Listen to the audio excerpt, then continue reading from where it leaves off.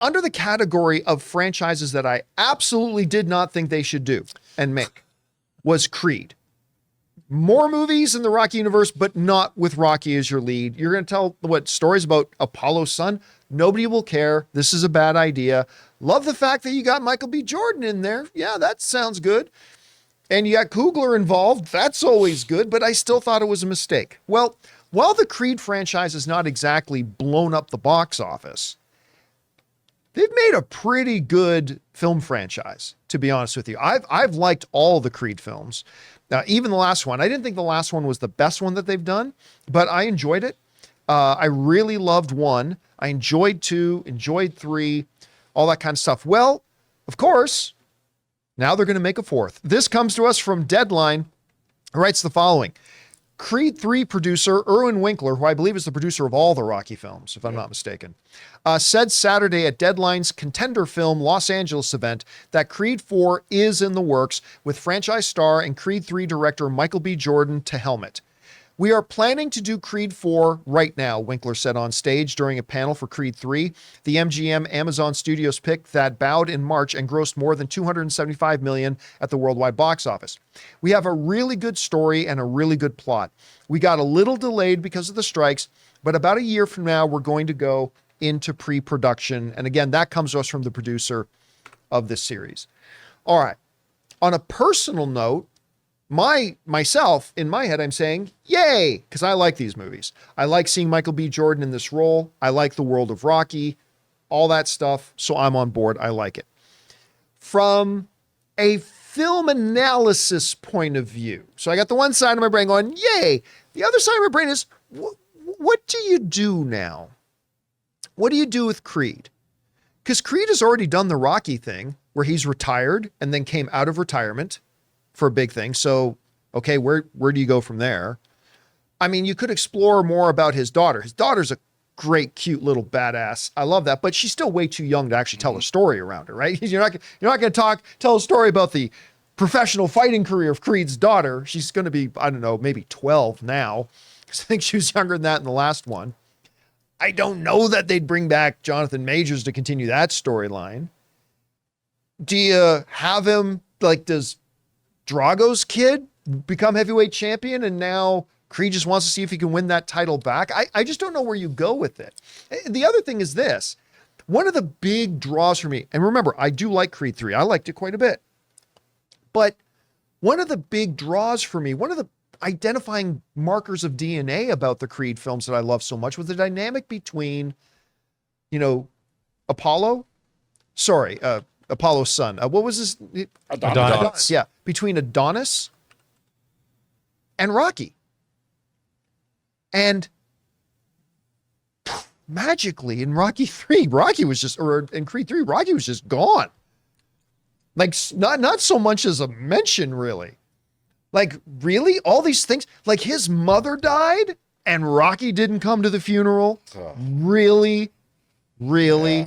At least have a stand-in actor that you only shoot from behind, so you don't see their actor's face, with Rocky's symbolic hat, and just see them put their hand from behind so you don't see their face, and just hear a voice saying, "Sorry, kid," something. You say, "Hey, yo, it's brisk, baby." Hey, yo.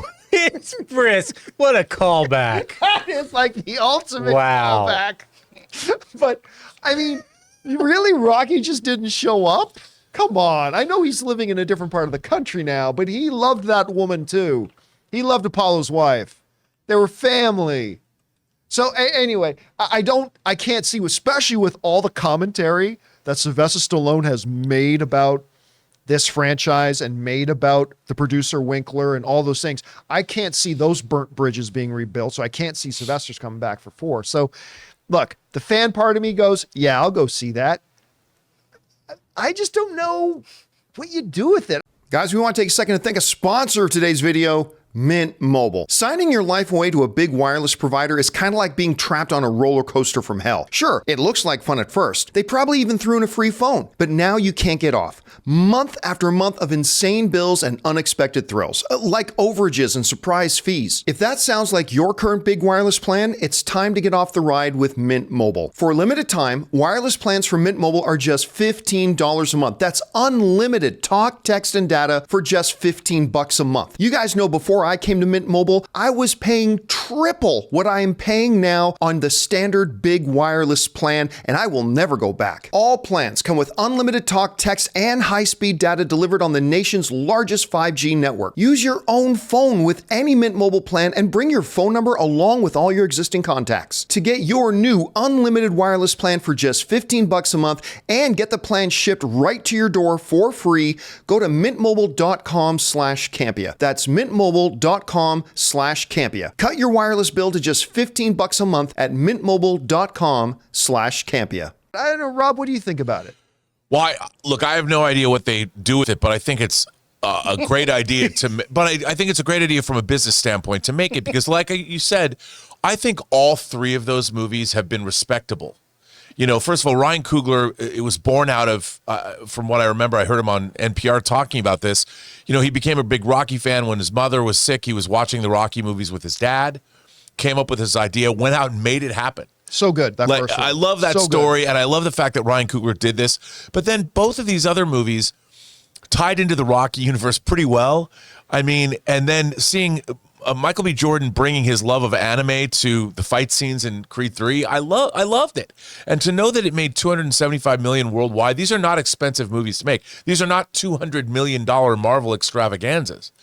And I think it makes business sense. And if they say they have a good script, now I don't know what that is. Maybe there's a mentor thing where Creed becomes a mentor to somebody, or maybe they kind of like Rocky 5 with Rocky to machine to something machine like gun, that. Tommy Gun, but make it a better version of Rocky 5. That was the best. Oh man, I mean they could do that, but I just think it makes sense to make these movies. And in terms of a film, I mean, dude, it's crazy that the Creed movies are spin-offs of the Rocky movies, and there's been 3 of them. It's crazy. That means there's 10 Rocky movies.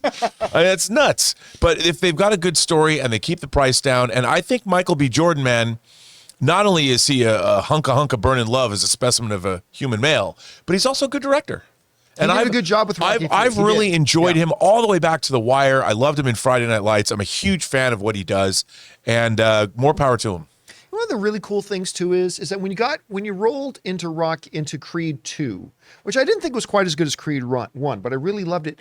They gave depth to almost everybody in it because it wasn't just about, you know, Adonis's own development and growth, which they did very well.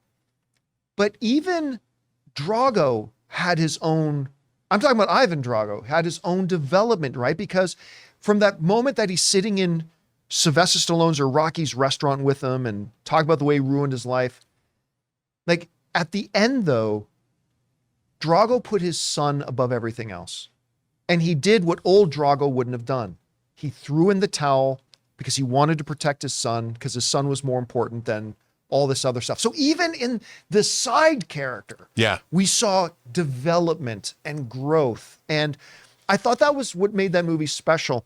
So it'd be interesting to see if they do a 4, what are they going to do to continue that? How do we continue the evolution of Apollo? There's a couple things they could do. They could do him, if they're going to continue this, and 4 is not the last one, he could be chasing Legacy. They could be, he could be chasing a Rocky's. How many times did Rocky win that title? Like so many times? 17 times.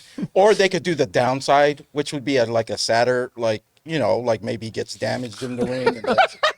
And or they could be like really Rocky, like really like Drago's son dying in the ring and him avenging Drago's son. Like really follow the same pattern. Really, I don't know. I just hope it's good. They have to have like the opponent has to have like a human story, not like some out there like, you know, like what was going on before. Like, he has to be interesting, is what I'm saying. Yeah. You know, I was just thinking, you know what we've never really seen? Rocky always comes back to fight. There was always more fights, more fights, more fights. I would love to see, I've always been fascinated by the transition that professional athletes have to make into private life after they have to hang up their spurs. You know, like you look at Magic Johnson became an entrepreneur. I love watching Shaq and what Shaq's been doing in his life after basketball. He's recreated himself like 4 times. Yeah, he's done a great job. And it would be interesting to watch that journey. No. I know. I mean, look, he can end his career go out on a high note. So he got some great fight scenes, but tell a really interesting story about the transition. I want to see from one life to another. Creed said, I want to tell you, I won world championships. Now I want to tell you about my world championship NFTs. Brisk, baby. Like, the best part about the Rocky movies is the buildup for that final fight. Yeah. I don't think we'll get that if we go that route. You know what I mean? It's Well, like, I mean, the fight could be the climax of it, but we could see him preparing for a different life. You know, what do you do? I don't know. Well, here's an idea. And this goes to the cheesy, it would just be following the same pattern and all this kind of stuff. But tell me people wouldn't be excited about this if they said now he's got to fight Clubber Lang's son. Now a lot of people guessed that that's where they might have gone when they announced Creed 3. A lot of people guessed maybe Clubber Lang's son or something like that. But you get in Mr. T, you do whatever. I mean, I think it's a bad creative decision, but tell me people wouldn't get excited Dude, about that. you got me. and the best fight, and the I'm best- in. Like, what I liked about the last Creed is that you kind of like sympathize with Jonathan Major's character a little bit. Yeah. Like, the closer they get to where you don't know who you want to win in that last fight, like, you actually feel for like the opponent too. I think that would make a great like finale, like where you're like, I like this other guy too. I might want him to beat Creed. You know what I mean? Where they make the other guy likable? They've never gone that route, really. What if Creed has to fight his own daughter? I'm sick of your shit, Dad. And they gotta fight. I don't know. Put on the gloves. You're not going to prom. What prom? It ain't about how hard you can hit. Okay, you guys are... Put on the gloves. Can we kid. move Let's on now? go. Hey guys, thanks so much for watching this video. Make sure you like the video, leave a comment, and subscribe to our channel. And don't forget, we have a daily podcast called the John Campea Show podcast, available on Apple Podcasts, Spotify, or your favorite podcasting app of choice. Go and subscribe to it today so it'll be there when you need it.